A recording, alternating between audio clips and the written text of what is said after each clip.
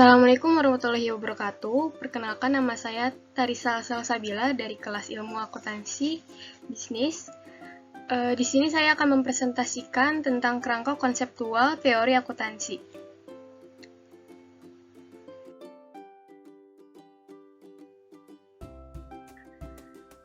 Kerangka konseptual adalah suatu konstitusi, suatu sistem koheren dari hubungan antara tujuan dan fundamental yang dapat mendorong standar yang konsisten dan yang menjelaskan sifat, fungsi, dan keterbatasan akuntansi keuangan dan laporan keuangan. Nah, selanjutnya di sini ada kerangka konseptual menurut Financial Accounting Standard Board.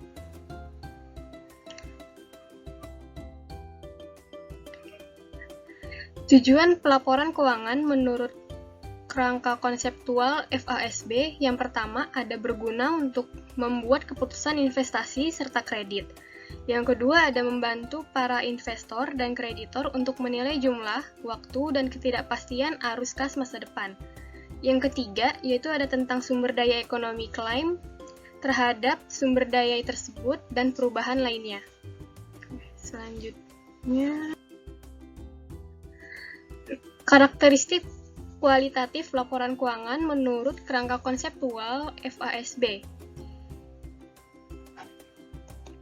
Nah, agar berguna dalam pengambilan keputusan informasi akuntansi harus memiliki dua kualitas, yaitu kualitas primer dan kualitas sekunder. Dalam kualitas primer terdiri dari referensi, yang artinya informasi itu mampu mempengaruhi pengambilan keputusan dan berkaitan erat dengan keputusan yang diambil. Jika tidak mempengaruhi keputusan, berarti informasi tersebut tidak relevan. Yang kedua itu ada keandalan. Berarti informasi dianggap andal jika dapat diverifikasi, netral, disajikan secara tepat, serta bebas dari kesalahan. Selanjutnya ada keberdayaan, artinya dapat diuji kebenarannya berdasarkan keobjektifan dan konsensus. Selanjutnya ada kenetralan, yang berarti bebas dari usaha-usaha yang memberikan keuntungan lebih kepada kelompok tertentu. Dan yang terakhir yaitu ada kejujuran penyajian. Artinya yaitu adanya kesesuaian antara fakta dan informasi yang disampaikan. Nah, selanjutnya sedangkan dalam kualitas sekunder yaitu yang ada keberdayaan bandingan. Artinya informasi akuntansi lebih bermanfaat jika dapat dibandingkan antara satu perusahaan dengan perusahaan yang lain dalam satu industri. Yang kedua itu ada konsistensi. Artinya dalam penggunaan perlakuan akuntansi yaitu menggunakan standar akuntansi apabila mengaplikasikan perlakuan akuntansi yang sama untuk kejadian-kejadian yang serupa dari periode ke periode.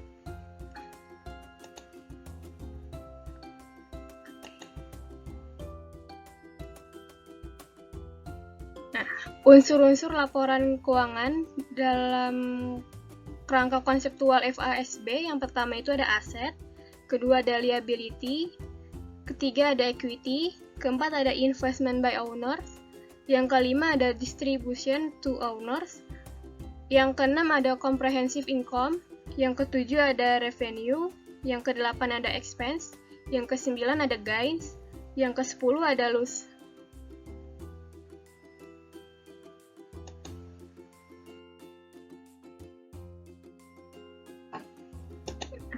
Selanjutnya itu ada pengakuan dan pengukuran unsur laporan keuangan berdasarkan kerangka konseptual FASB. Yang pertama itu ada Economic Entity Assumption, artinya aktivitas entitas bisnis dapat dipisahkan dan dibedakan dengan aktivitas pemiliknya dengan setiap unit bisnisnya. Yang kedua itu ada Going Concern Assumption, artinya bisnis diasumsikan akan memiliki umur yang panjang atau dapat bertahan dalam jangka waktu yang lama. Yang ketiga ada Monetary Assumption, artinya uang adalah denominator dari aktivitas ekonomi dan merupakan dasar yang tepat bagi pengukuran dan analisis akuntansi. Yang terakhir ada periodicity assumption. Artinya, penggunaan laporan keuangan perlu diberitahu tentang kinerja dan status ekonomi perusahaan dari waktu ke waktu agar dapat mengevaluasi dan membandingkan dengan perusahaan lain.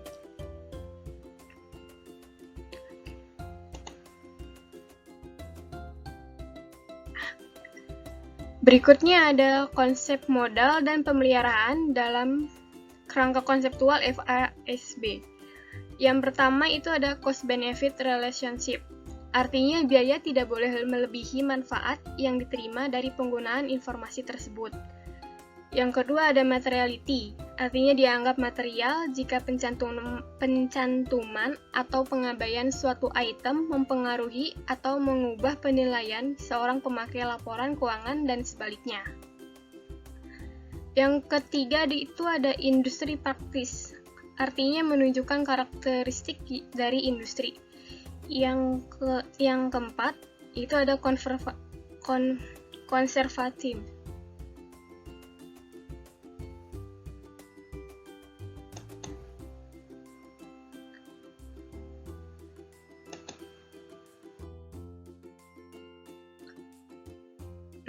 Selanjutnya ada kerangka konseptual menurut PSAK.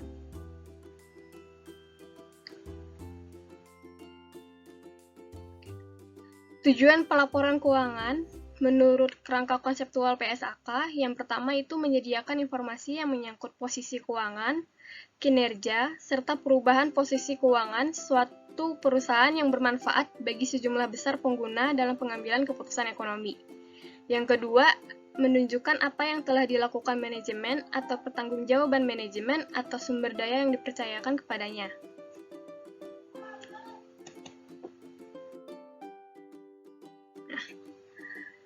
Karakteristik kualitatif laporan keuangan dalam kerangka konseptual PSAK. Yang pertama itu ada dapat dipahami. Yang kedua ada relevan, ketiga keandalan, keempat dapat dibandingkan, kelima kendala informasi yang relevan dan andal, keenam penyajian yang wajar.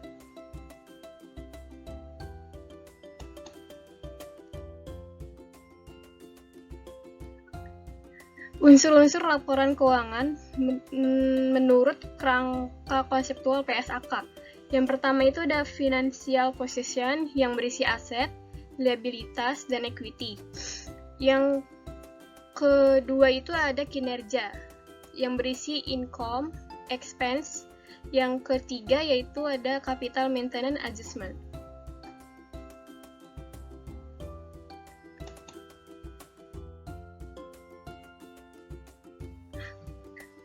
Selanjutnya ada pengakuan dan pengukuran unsur laporan keuangan menurut kerangka konseptual PSAK.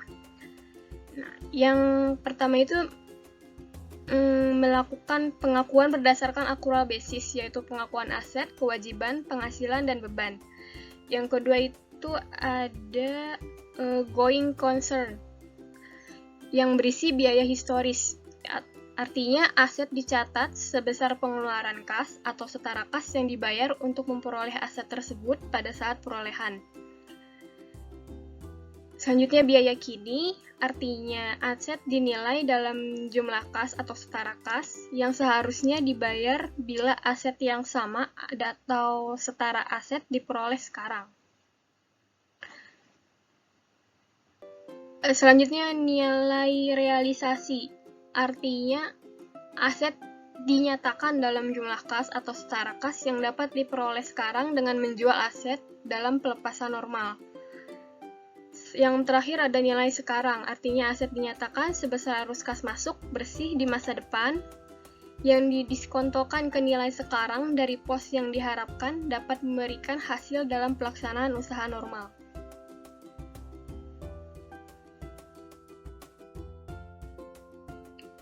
Nah, selanjutnya ada konsep modal dan pemeliharaan. Yang pertama ada konsep modal. Pemilihan konsep modal yang sesuai bagi perusahaan harus didasarkan pada kebutuhan penggunaan laporan. Yang kedua itu ada konsep pemeliharaan modal dan penetapan laba. Ini dibagi menjadi dua, yaitu pemeliharaan modal keuangan dan pemeliharaan modal fisik. Pemeliharaan modal keuangan adalah laba hanya diperoleh kalau jumlah finansial dari aset bersih pada akhir periode melebihi jumlah finansial dari aset bersih pada awal periode setelah memasukkan kembali setiap distribusi dan mengeluarkan setiap kontribusi dari para pemilik selama periode. Sedangkan pemeliharaan modal fisik yaitu laba hanya diperoleh kalau kapasitas produktif fisik atau kemampuan usaha pada akhir periode melebihi kapasitas produktif fisik pada awal periode setelah memasukkan kembali setiap distribusi dan mengeluarkan setiap kontribusi dari para pemilik suatu periode.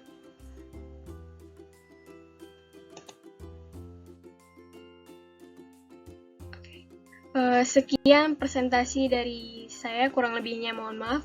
Wassalamualaikum warahmatullahi wabarakatuh.